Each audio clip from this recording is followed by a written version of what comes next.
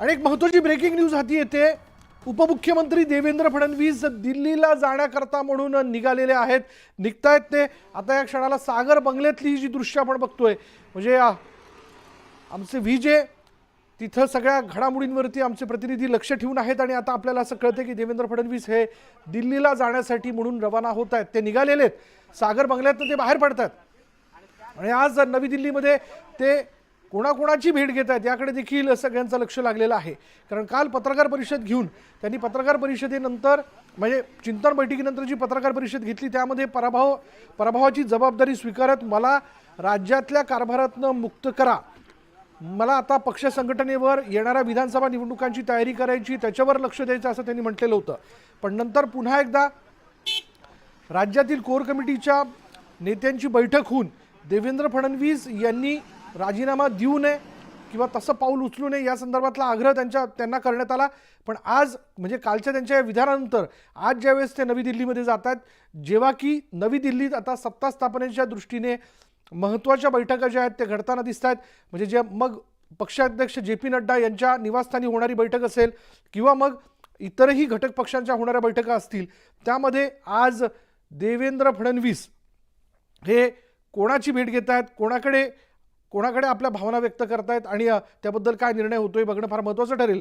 जाऊयात आमचे प्रतिनिधी प्रशांत लीला रामदास आपल्याबरोबर। प्रशांत, असं कळतंय की आता देवेंद्र फडणवीस मुंबईवरनं हे आता एअरपोर्टच्या दिशेने निघालेले आहेत। नवी दिल्लीत पुढल्या काही तासांमध्ये ते दाखल होऊ शकतात। दिल्लीत ते कोणाची भेट घेतात याविषयी काही कळू शकले का?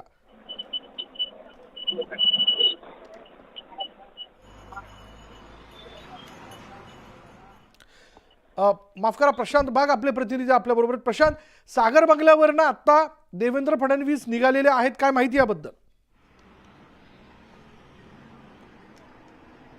आपल्याला माहिती आहे की देवेंद्र फडणवीस यांचा पूर्वनियोजित जो कार्यक्रम समोर आला होता त्यानुसार ते नागपूरला जाणार आणि नागपूरहून दिल्लीला जाणार अशा प्रकारची माहिती समोर होती। न्यूज 18 लोकमतनं सर्वप्रथम ही माहिती दिली होती आणि त्यानंतर देवेंद्र फडणवीस त्यानुसार आता त्यांच्या सागर बंगल्यावर निघालेले आहेत। त्यांच्यासोबत राणा जगजित सिंह सुद्धा त्यांच्याबरोबर वाहनात होते, ते त्यांना भेटायला आले होते आणि अर्थातच देवेंद्र फडणवीस विमानतळाकडे रवाना झालेले। तर आज ते दिल्लीत जाणार आहेत, दिल्लीत दाखल होणार आहे आणि सगळ्यात महत्त्वाचं दिल्लीत पक्ष नेतृत्व आणखी पक्ष संघटन यांची ते विशेष भेट घेणार। आपल्याला जी माहिती समजते त्यानुसार JP नड्डा, अमित शहा आणि पंतप्रधान नरेंद्र मोदी या तिघांचीही भेट देवेंद्र फडणवीस घेणार अशी आपल्याला माहिती समजते।